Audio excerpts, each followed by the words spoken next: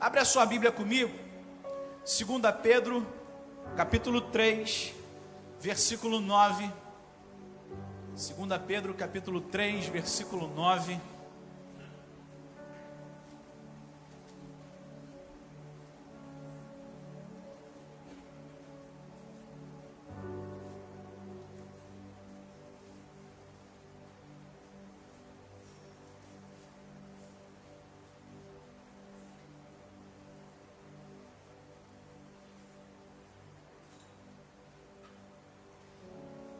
Segunda carta do apóstolo Pedro, capítulo 3, nós vamos ler o início do versículo 9.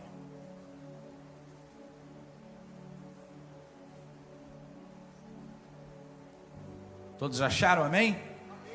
Diz assim a palavra do Senhor: o Senhor não se atrasa em cumprir a sua promessa. Eu vou ler mais uma vez, para você memorizar, a repetição é pedagógica. O Senhor não se atrasa em cumprir a sua promessa. Só até aqui. O que eu posso falar aqui na minha introdução é que nós servimos a um Deus que é eterno.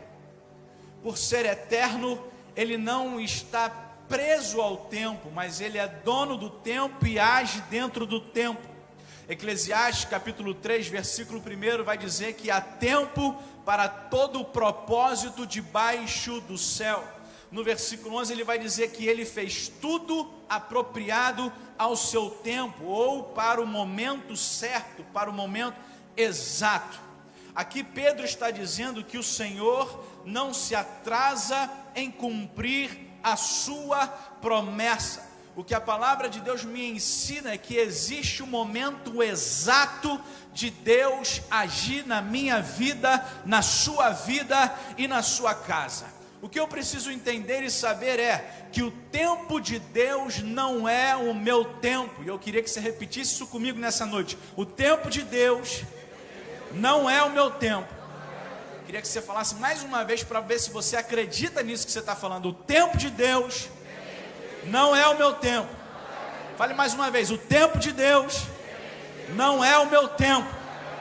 Isso eu preciso guardar na minha mente e no meu coração, porque quando eu não entendo isso, eu vou acabar me atrapalhando, eu vou acabar desanimando, eu vou acabar perdendo as esperanças, eu vou acabar me precipitando em algumas áreas ou em alguns momentos da minha vida.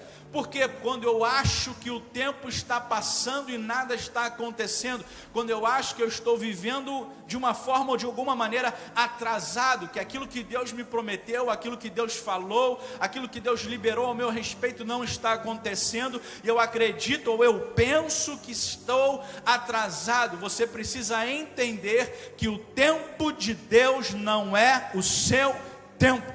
A não ser que você tenha um chamado missionário específico, Deus não precisa mudar você de igreja, Deus não precisa mudar você de cidade, Deus não precisa mudar você de país ou nação para fazer o que Ele prometeu na sua vida. Ele não precisa da sua ajuda para fazer o que Ele disse que ia fazer. No tempo certo, Deus faz. Eu quero dizer para você nessa noite, quero falar um pouquinho nessa noite sobre no tempo de Deus. Você pode falar isso para essa pessoa que está do seu lado? Se prepare. Não, assim até eu fico desanimado. Fala, acredita naquilo que você vai falar. Diga, se prepare. Deus vai agir no tempo dele. No tempo dele. O que eu quero destacar nessa noite, eu vou fazer uma mensagem temática aqui, mas depois nós vamos voltar para o texto, vamos finalizar no texto. Eu quero destacar aqui alguns momentos que Deus age no tempo certo, e é no tempo de Deus, não é no meu tempo, não é no seu tempo, não é no tempo que você acha o mais certo ou mais correto, não, é no tempo de Deus. E no tempo certo, primeira coisa que eu aprendo com a palavra de Deus é que Deus responde orações. Será que eu posso ouvir um glória a Deus por isso? Eu vejo uma irmã aqui nessa noite, está aqui na minha frente, eu estou vendo ela, está dentro aqui desse templo, que ela orou aproximadamente 39 anos pelo seu marido, para que o seu marido pudesse entregar a sua vida para Jesus. Ela está aqui dentro, ela está me ouvindo, eu vou apontar para ela, ela está ali, 39 anos, eu não sei se com 2, se com 3, se com 5, se com 10, se com 15, talvez ela pensou em desistir, mas chegou um tempo exato que Deus respondeu a oração da sua filha, porque existe um tempo certo que Deus responde a oração. Eu não sei que você que entrou aqui nessa noite, se está orando por algo na sua vida, que talvez você já tenha se desanimado, já tenha perdido as esperanças, mas o que eu posso falar para você é: continue orando. A palavra de Deus diz: busque, bate, encontre, porque vai chegar um tempo que a porta ela vai se abrir. No tempo certo Deus responde orações. Abacuque capítulo 2 versículo 3, Deus vai falar através do profeta Abacuque: porquanto esta visão se cumprirá num tempo determinado no futuro. É uma visão que fala do fim, não falhará, ainda que demore, aguarde-a confiante, porque ela certamente virá e não se retardará. Deus está falando para o profeta Abacuque sobre uma oração que ele havia feito no capítulo 1, e Deus está falando para ele: continue orando, continue acreditando, porque no tempo certo ela vai acontecer. Eu vejo o exemplo de homens e mulheres, personagens da Bíblia Sagrada, que tiveram orações, períodos de orações, momentos de oração, que foram respondidas no momento certo, no momento exato. 1 Reis capítulo 18, eu posso destacar a oração do profeta Elias, desafiando os profetas de Baal em cima do Monte Carmelo, quando ele faz a pergunta: quem era o verdadeiro Deus? A nação de Israel, a nação de Deus, não sabia distinguir, não sabia separar, não sabia responder quem era o verdadeiro Deus.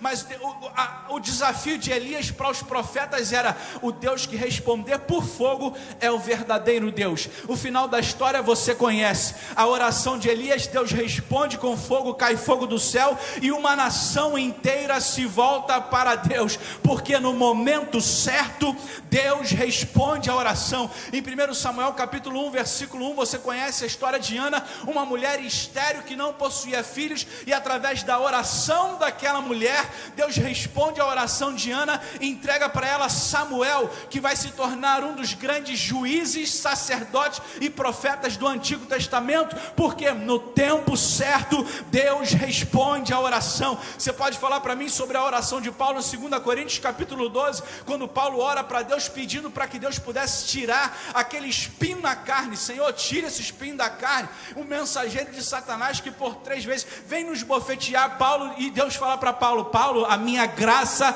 te basta, porque o meu poder se aperfeiçoa na sua fraqueza. O que Deus está falando para mim e para você através da vida do apóstolo Paulo é: existem orações que eu não vou responder da forma que você quer que eu responda, mas eu vou fortalecer você para que você possa suportar essa pressão. Deus sempre responde a oração no momento certo. Acontece que Ele não responde da forma que eu quero, da forma que você quer, mas Deus responde a oração no tempo certo. Eu posso destacar a oração do rei Ezequias, que orou pedindo para Deus mais um tempo de vida, e Deus respondeu a sua oração. Eu posso falar sobre a oração de Josué, que estava guerreando contra os midianitas, e Deus parou o sol e a lua para que ele pudesse vencer aquela batalha. Eu posso falar da oração de Pedro em Atos capítulo 2, a oração da igreja pelo apóstolo Pedro, que estava preso, que estava encarcerado, e Deus libertou a ele. O que a palavra de Deus me ensina? Que Deus não chega atrasado, Ele não perde o tempo, Ele não perde o controle, Ele não perde a guerra ou a batalha. No tempo certo Deus responde oração. Eu não sei pelo que você tem orado, eu não sei pelo que você tem buscado, eu não sei por que você tem clamado ao Senhor, mas eu quero ser um profeta de Deus na sua vida nessa noite e falar que no tempo certo não desiste, no tempo certo não jogue tudo para o alto, no tempo certo não seja precipitado, no tempo certo Deus responde orações. Pedro está dizendo no capítulo 3, versículo 2: o Senhor não se atrasa em cumprir a sua promessa. Segundo lugar que eu aprendo com a palavra de Deus: no tempo certo, Deus nos prepara. Posso ouvir um amém por isso? Amém. Você não disse amém porque você sabe que a preparação às vezes dói, né? Eclesiastes capítulo 3, versículo 11, como eu falei aqui na introdução, diz que Deus fez tudo formoso em seu tempo. Deus fez tudo formoso em seu? Você, minha querida dona de casa, cozinheira de mão cheia, você pode misturar os melhores ingredientes, você pode usar a melhor marca de manteiga, você pode usar a melhor marca de farinha, você pode usar a melhor marca de fermento, você pode colocar lá na tigela o ovo, a farinha de trigo, a margarina ou a manteiga, não sei o que você usa para fazer o bolo. Você pode colocar lá o fermento, você pode bater tudo, né, com carinho, com muito amor. Você pode untar lá a tigela ou o refratário que você vai usar para fazer o bolo, ou seja lá o que for. Você pode untar, você pode fazer tudo direitinho. Você pode pré-aquecer o forno na temperatura certa, no tempo certo. Você pode colocar lá o seu bolo lá que você fez com muito amor, com muito carinho. Mas se você tirar antes do tempo, o que acontece? Dá errado. Não adianta misturar os melhores ingredientes, não adianta usar os melhores produtos, se você se precipitar na hora de tirar aquilo que você fez, vai dar errado. Não adianta você misturar os melhores ingredientes, não adianta você fazer tudo com tanto amor, com tanto carinho, seguindo direitinho como diz a receita, e tirar também depois do tempo, porque no final, se você tirar depois do tempo, o que vai acontecer? Vai queimar. Tudo na nossa vida existe um tempo perfeito. O que a palavra de Deus nos ensina é que no tempo certo Deus nos prepara. Eu posso falar aqui de muitos personagens, mas de que eu poderia destacar aqui em especial Davi. Davi, um adolescente ainda, jovem ainda, ungido, separado dentro da casa do seu pai como rei de Israel. Mas Davi, ele não saiu daquele pasto, daquele pastoreio de ovelhas num dia e no outro dia foi reinar sobre Israel. Não, existiu um tempo de preparo, existiu uma preparação que ninguém viu. Quando Davi se apresenta para a batalha contra Golias, ele vai falar para Saul: Saul, fique tranquilo, porque eu apacentava as ovelhas de meu pai no campo, e veio um leão para tomar a ovelha, e depois veio um urso para tomar a ovelha, e eu me levantei para defender e para lutar contra o leão e contra o urso. O que Deus me mostra através dessa história? Que o tempo da espera não é um tempo de desperdício, é um tempo de preparo. Aquilo que Deus chamou você, aquilo que Deus colocou no seu coração, aquilo que Deus te capacitou, te ungiu para fazer, fique tranquilo, Deus não perdeu o tempo, você não está passando da hora e nem está atrasado. Deus está te preparando, te moldando, te fortalecendo, te capacitando para aquilo que Ele tem preparado para você. Você precisa entender que o tempo da espera não é um tempo de desperdício, é um tempo de preparo. Deus está forjando você. Eu posso falar de Moisés. Moisés praticamente foi escondido durante toda a sua vida, até se tornar um líder do povo. Moisés foi escondido no seu nascimento, porque existia uma ordem para se matar todas as crianças hebreias. Depois ele vai para o palácio, depois ele vai ser criado pela filha de Faraó. Passa 40 anos sendo educado na ciência do Egito, comendo aquela comida, aprendendo a ciência toda do Egito, sendo forjado como um egípcio. 40 anos, depois passa mais 40 anos sendo forjado no deserto. apacentando as ovelhas do seu sogro Jetro, cuidando daquele rebanho, até o dia, o momento em que ele tem um encontro com Deus naquela sarça. 80 anos da sua vida já havia sido passado. Talvez você olhe para a vida desse homem já avançado em idade. Ele esperou demais, ele já passou do tempo, já passou da hora, já passou do momento. Mas o que essa história me ensina é que o tempo da espera não é desperdício, é preparo. Ele foi escondido desde o ventre, levou 80 anos para ser preparado, mas quando foi chamado por Deus, foi usado como um libertador do povo, para tirar aquele povo da escravidão do Egito, e conduzir aquele povo até a terra que Deus havia preparado para aquele povo, que havia prometido para Abraão, Isaac e Jacó. Ei, querido, eu quero falar para você, seu tempo, a sua vida, a sua história, não é um desperdício. Nada daquilo que aconteceu durante todo o seu trajeto é desperdício, não. É Deus preparando você, fortalecendo você, forjando você para aquilo que Ele tem reservado para a sua vida. No tempo certo, Deus responde oração. No tempo certo, Deus prepara. Terceiro lugar, no tempo certo, Deus intervém. Diga comigo, intervém. Você está preparado para Deus intervir na sua história? Você está desligado, vou falar de novo. Você está preparado para Deus intervir na sua história? Você está preparado para ser surpreendido por Deus? João capítulo 11 vai contar a história de Lázaro. A história de Lázaro nos surpreende. Por quê, pastor? Porque fala aqui, e João faz questão de narrar, de deixar bem explícito, que Jesus amava aquela família. Jesus amava Marta, Jesus amava Maria, Jesus amava Lázaro. E a mensagem que chega para Jesus é: Lázaro, o seu amigo, está doente. Jesus amava aquela família, Jesus sabia da doença, mas mesmo assim, Jesus não foi na hora que eles pensavam ser a hora certa. Mas mesmo assim, Jesus não chegou no momento que eles gostariam que Jesus chegasse. Você já parou para analisar que em alguns momentos da sua vida, Jesus não chegou na hora que você queria que Ele chegasse? Já passou por isso ou não? Eles viveram isso. Quando Jesus chega em Betânia, a mensagem das duas, de Marta e Maria: se o Senhor estivesse aqui, meu irmão não teria morrido. Você conhece a história. Quando Jesus chega até o local onde Lázaro está, em Betânia, naquela aldeia, quando ele chega, a fala de Marta e a fala de Maria são as mesmas: se o Senhor estivesse aqui, meu irmão não teria morrido. Hoje, como eu e você temos a Bíblia, a palavra de Deus por completo, nós conhecemos todas as histórias. Hoje eu e você talvez poderíamos falar para Marta e Maria: Marta e Maria, Jesus não precisava ir. Você já ouviu falar sobre a história do centurião que chegou até Jesus, mandou um servo até Jesus e disse: Senhor, tem um servo lá em casa que está doente, o Senhor pode liberar uma palavra daí, porque eu sou um homem de autoridade.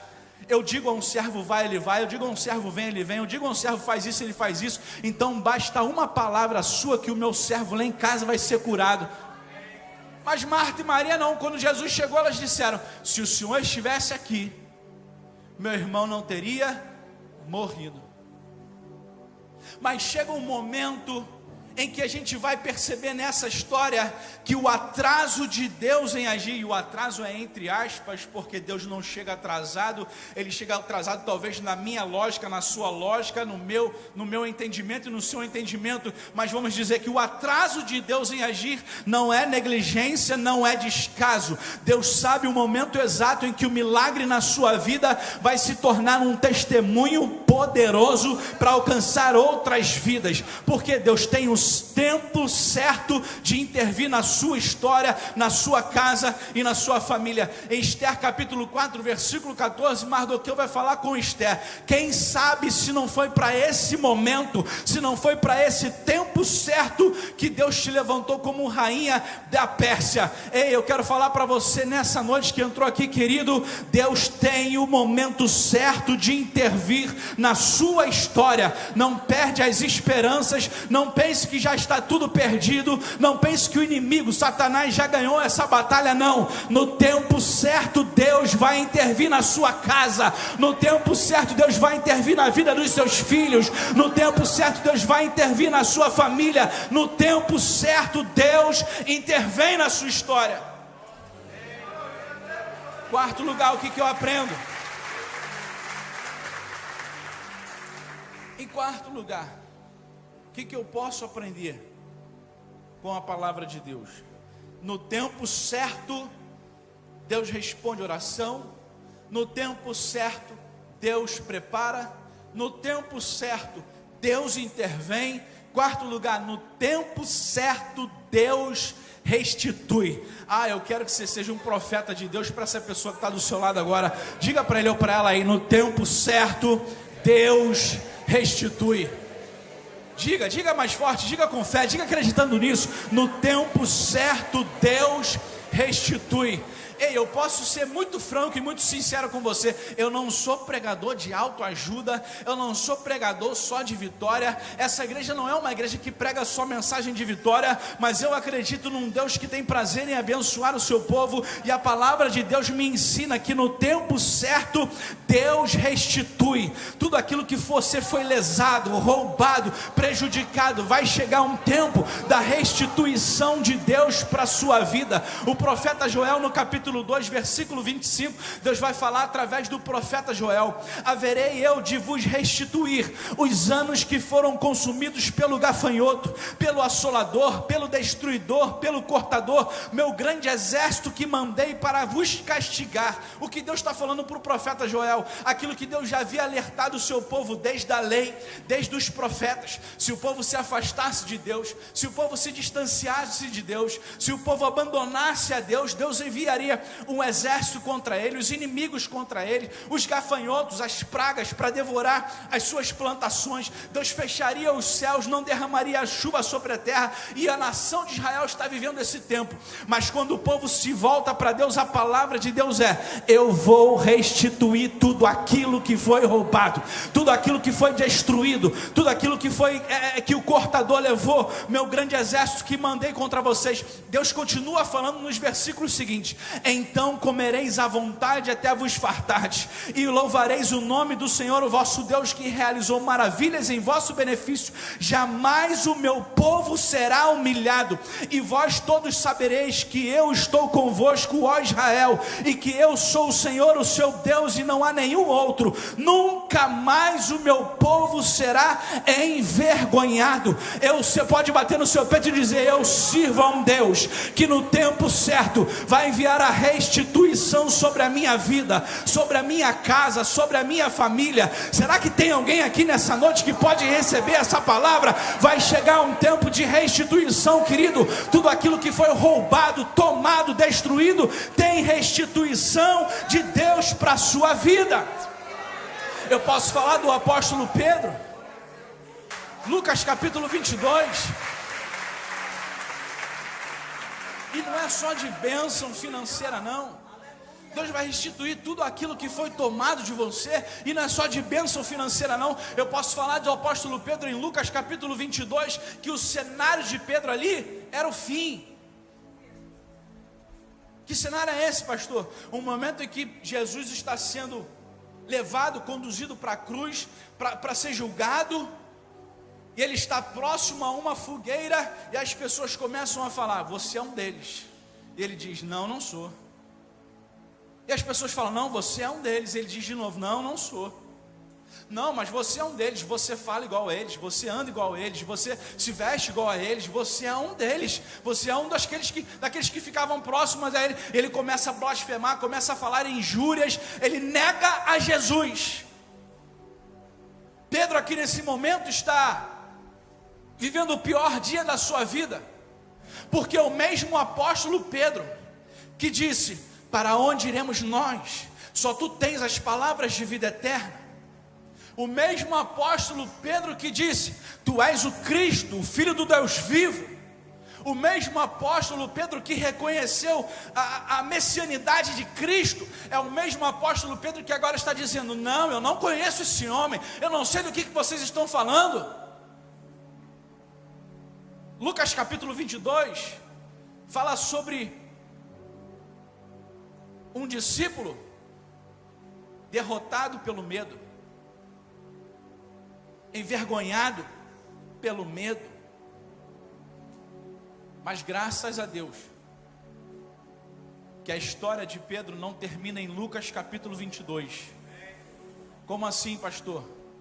Porque lá em João, no capítulo 21, vai dizer que eles estão pescando e Jesus aparece de novo na praia, já depois de ressurreto. Jesus aparece na praia.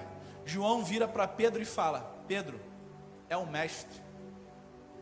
Pedro ali se lança no mar, vai nadando até a praia. Quando chega na beira da praia, se encontra com Jesus, uma fogueira, brasas, peixe, pão.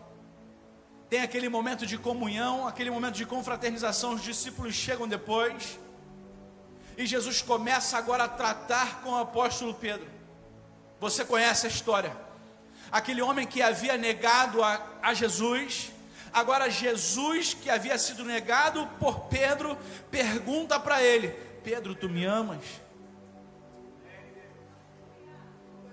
E o mesmo Pedro que disse que não o conhecia, que não andava com ele, que não era seu discípulo, que não sabia do que aquelas pessoas estavam dizendo, o mesmo Pedro que havia olhado para Jesus sendo conduzido para o julgamento, futuramente para a cruz, e tem aquele choro amargo, é o mesmo Pedro que diz: Senhor, eu te amo. Aí Jesus pergunta de novo para aquela mesma pessoa que o negou: Pedro, tu me amas? E Pedro pela segunda vez diz: Senhor, eu te amo.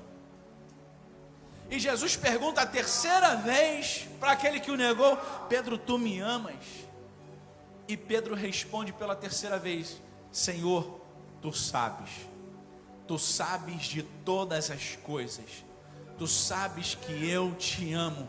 E eu não quero entrar na parte teológica sobre aquilo que Jesus pergunta e aquilo que Pedro responde, mas eu quero dizer que naquele momento Deus está restituindo o chamado de um grande apóstolo que vai se tornar um dos primeiros pastores da sua igreja, quem Jesus disse: então apacenta as minhas ovelhas. Porque você pode ter negado, você pode ter desistido, você pode ter ficado com medo em algum momento da sua vida, mas eu não desisti daquilo que eu prometi para você, mas eu não desisti do teu chamado, eu não desisti da sua vida. Eu sou um Deus que restitui, mesmo quando você joga tudo a perder. Eu sou um Deus que continua acreditando no chamado que eu tenho para a sua vida.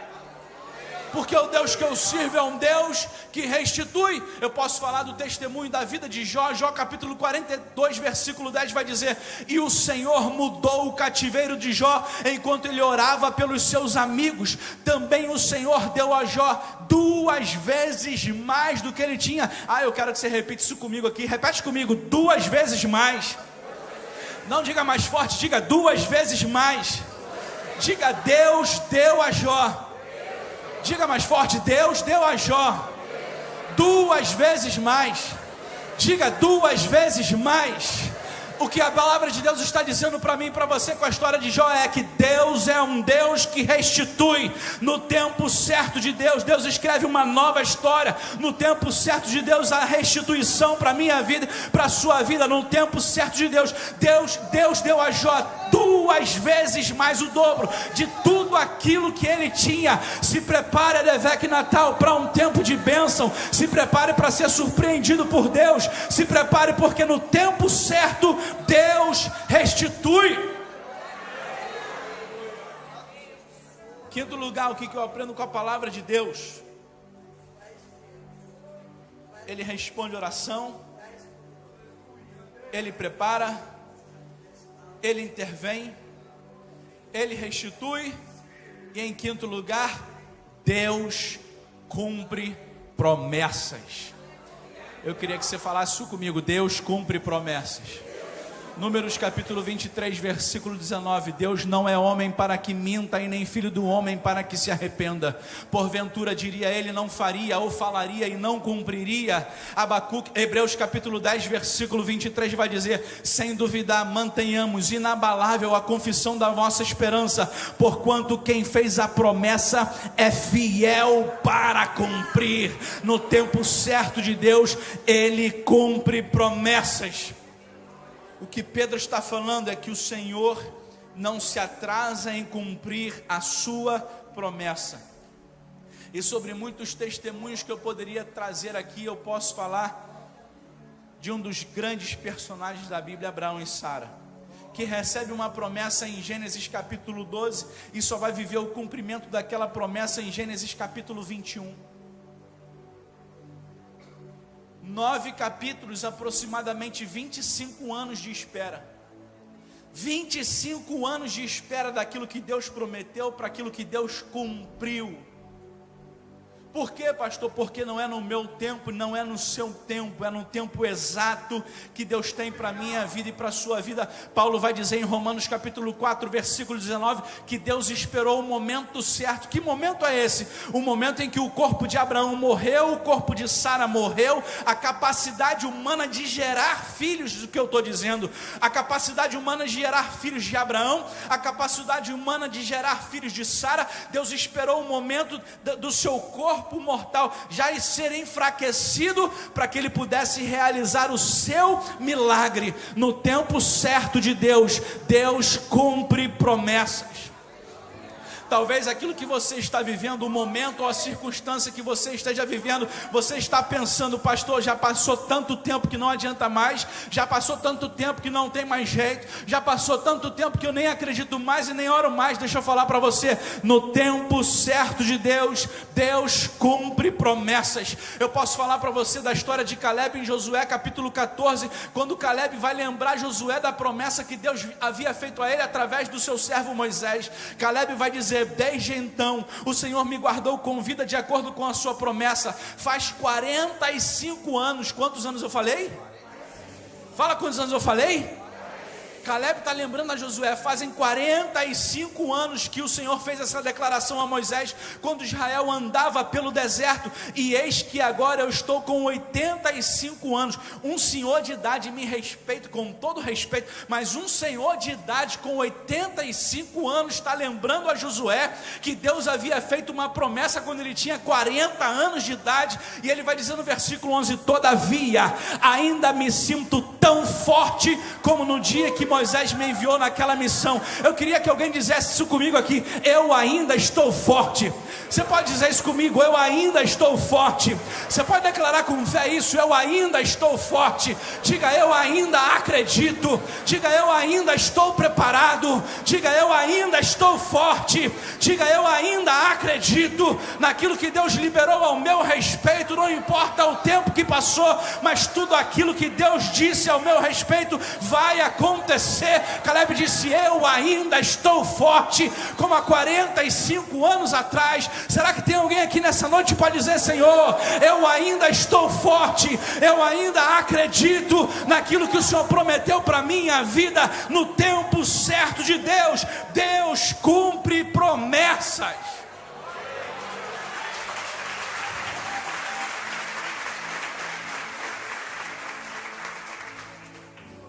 Diga para essa pessoa que está do seu lado aí: você ainda está forte para receber a promessa.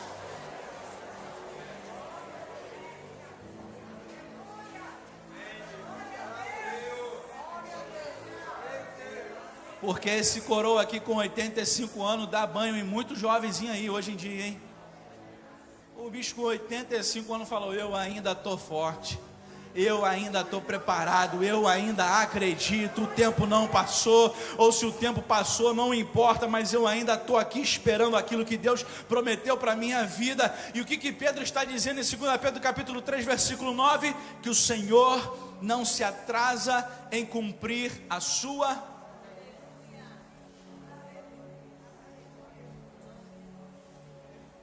O Senhor não se atrasa em cumprir a sua promessa.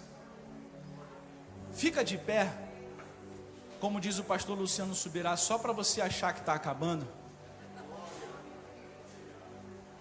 Pode vir aqui o pessoal do louvor.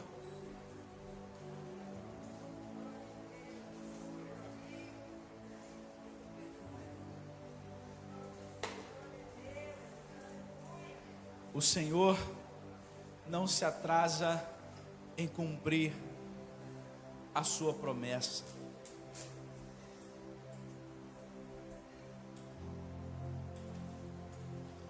Essa frase do apóstolo Pedro é uma verdade. Eu posso basear a minha mensagem nessa frase? Posso, como eu fiz? Posso. Sem ferir o texto? Sim, porque é uma verdade. O Senhor não se atrasa em cumprir a sua promessa. Mas é só sobre isso que o apóstolo Pedro está falando? Não. Posso pregar só nisso? Posso. Mas a mensagem estaria incompleta. Porque na continuação do texto, Pedro ele continua dizendo: o Senhor não se atrasa em cumprir a sua promessa, como julgam alguns. Pelo contrário, Ele é extremamente paciente para convosco, e não quer que ninguém pereça, mas que todos cheguem ao arrependimento. Sobre que promessa Pedro está falando? Que promessa é essa que o apóstolo Pedro está escrevendo na sua carta, dizendo que o Senhor não se atrasa em cumprir a sua promessa? Sabe que promessa é essa? A promessa que Jesus fez lá em João, no capítulo 14, verso 1, 2 e 3. Jesus vai dizer: não se turbe o vosso coração, credes em Deus e credes também em mim. Na casa de meu pai há muitas moradas. Se não fosse assim, eu vou-lhe teria dito, pois vou preparar-vos lugar. E se eu for e vos preparar lugar, eu virei outra vez, e vos levarei para mim mesmo, para que onde eu estiver, estejais vós também. Pedro está falando que o Senhor ele não se atrasa em cumprir a sua promessa, como julgam alguns. Que promessa é essa, pastor? A promessa é que um dia Jesus vai voltar para buscar a sua igreja. E Pedro está falando: o Senhor não se atrasa em cumprir a sua promessa. Jesus mesmo vai declarar em Mateus capítulo 24, versículo 30, que verão o Filho do Homem vindo sobre as nuvens do céu com poder e grande glória. Tiago vai dizer no capítulo 5, versículo 8, ele vai dizer: porque já a vinda do Senhor está próxima. Apocalipse capítulo 22, versículo 12 e 13, ele vai dizer: eis que cedo venho, e o meu galardão está comigo para dar a cada um a sua obra. Eu sou o alfa, eu sou o ômega, eu sou o princípio, eu sou o fim, eu sou o primeiro, eu sou o último. Pedro está dizendo que Deus não vai atrasar, Ele não vai chegar antes, nem vai chegar depois, como julgam alguns, mas no momento certo, vai chegar um tempo certo, em que Jesus vai voltar para buscar a sua igreja, e essa promessa ainda está de pé. No tempo certo, a promessa de Deus vai acontecer. É sobre essa promessa que Pedro está falando, é sobre essa palavra que Deus está falando. O Senhor não se atrasa em cumprir a sua promessa, como dizem alguns, como julgam alguns. O que eu quero falar para você, meu filho, minha filha, meu amigo, minha amiga que entrou aqui nessa noite: Deus é um Deus que responde oração. Deus é um Deus que nos prepara. Deus é um Deus que intervém na nossa história. Deus é um Deus de restituição. Deus é um Deus que realiza, que cumpre promessas, mas a maior promessa que Ele vai cumprir na minha vida e na sua vida é que um dia Ele vai voltar. Ele vai voltar para buscar a sua igreja. Ele vai voltar para buscar a sua igreja, e é exatamente sobre isso que Pedro está lembrando na sua carta. O Senhor não se atrasa em cumprir a sua promessa. Você recebe essa palavra aqui nessa noite?